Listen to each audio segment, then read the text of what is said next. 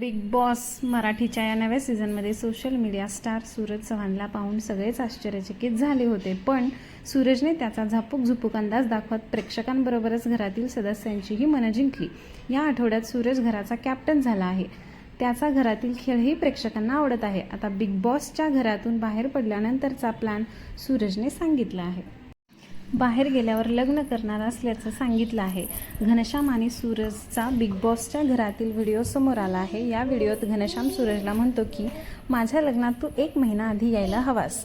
शूटिंगचं वगैरे सगळं सोडून तुला 1 महिना आधी यावं लागेल. त्यावर सूरज त्याला म्हणतो हो तुझ्यासाठी नक्की येणार.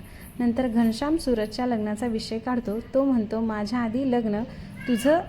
आधी तुझं लग्न करावं लागेल. आम्हाला मेकअप करायला वहिनी पाहिजे. आम्हाला हक्काची वहिनी पाहिजे. घनश्याम त्याला तुझं लग्न धुमधडाक्यात करायचं. लग्नात घोडा आणायचा.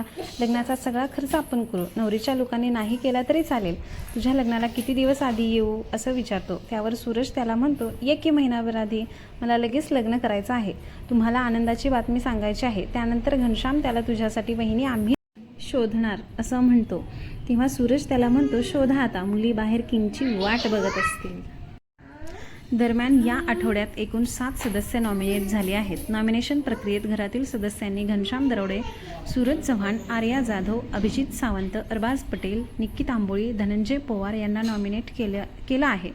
गेल्या आठवड्यात वोटिंग लाईन्स बंद असल्यामुळे कोणताही सदस्य घराबाहेर गेला नाही. पण या आठवड्यात मात्र एका स्पर्धकाचा प्रवास संपणार आहे.